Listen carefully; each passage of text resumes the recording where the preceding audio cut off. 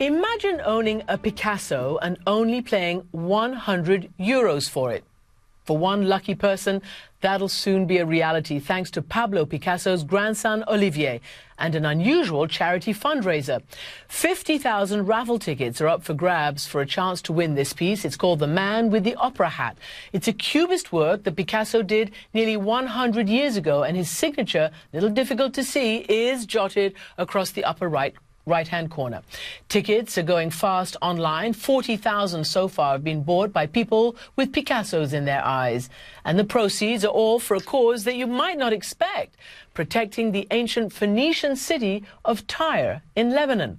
Tyre was devastated during the 15-year Lebanese civil war. Its many ancient monuments have been damaged beyond repair. And let's not forget, Tyre features prominently in our earliest civilization, 80 mentions in the Bible alone. The money raised will give the ancient city a new art center and a scholarly institute.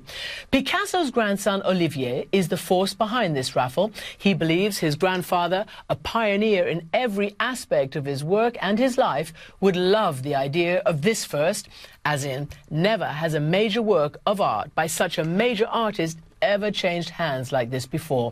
And this week I sat down with Olivier here in New York as he travels with the work just ahead of the raffle being drawn, which is later this month. Welcome, Olivier. Welcome, thank you. We're going to talk about the work that you are raffling for charity, and it's sitting right here. I have to say, it's kind of weird to be in the presence of a Picasso. It's always something bizarre because it's different from a book. When you're in contact with something that my grandfather, that Picasso, touched, it's really a different feeling. Is it real? It's real, for sure. Yes. How much is it worth on the open market? This very specific artwork is worth something like $1 million. $1 million? Yes. So it's really something serious. This artwork is called Man with an Opera Hat? Yes. What is it? What is the significance of it? The importance of this work is because it's the second part of the Cubism period of my grandfather. It's what we call the synthetic Cubism, when he was trying to represent objects and figures with colors, in this case, to replace the perspective. And in this case, it's important because we are in 1914. Nearly 100 years ago, this is. Nearly 100 years ago, yes. This is really valuable. It's really meaningful in art history. It's something that normally you find in a museum. And somebody is going to get it having paid $100 or so for a raffle ticket. Yes, it's... Doesn't it blow your mind a little bit? I don't think it's a chance. It's a wonderful opportunity to have a Picasso for €100, $135. And for the rest of the people who will buy a ticket, it will be a chance to help the city of Tyre. So in both ways, it's a good action. Why Tyre? Why have you decided to take one of these wonderful, valuable works of art and do something extraordinary with it on behalf of a city in Lebanon that not many people know about? Why? You know, I'm French. I'm not primarily concerned by Lebanon or Tyre, but I understood the importance of this city. First, it's a Phoenician city, which is probably the origin of our Western world civilization. Phoenician. Phoenician.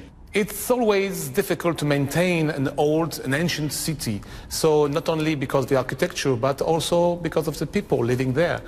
And the city of Tyre has been damaged by military problems, wars, and today, beside of the restoration of the architecture, is also important to preserve the traditions.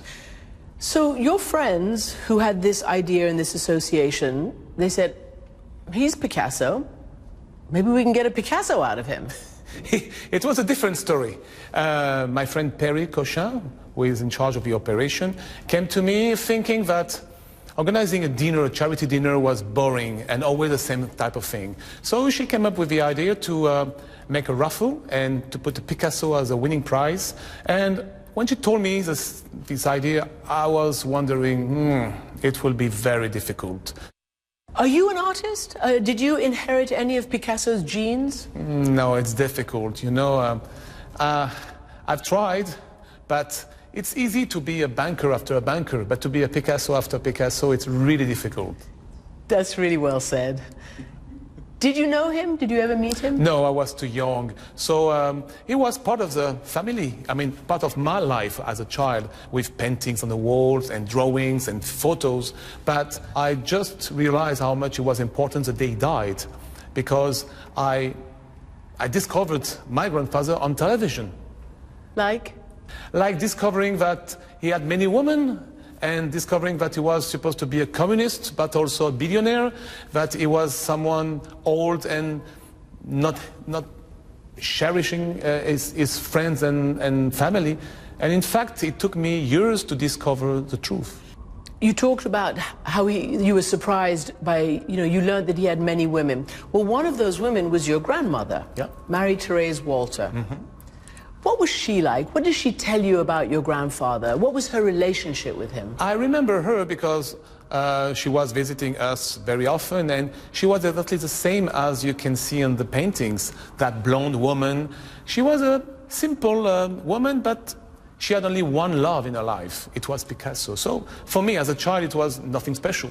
But now I realize how much it was a big thing. In fact, when he met her on that January 27 of 1927 in front of the Galeries Lafayette in Paris, she was 17, he was 46. And he told her, "Mademoiselle, I would like to make your portrait." She said, "You and I, we're going to make great things together." She probably didn't know what's going to happen. And it's true that today, when you look at the auctions, like a month ago in New York, Marie-Thérèse is at the top of the list. The record price paid for a Picasso on a private sale, it's a Marie-Thérèse. And then when he died in 1973, yeah. What happened to your grandmother? Oh, when he died, I realized later that my grandmother has lost a link to the exceptional life. She was now back to ordinary daily life, and 4 years later she killed herself.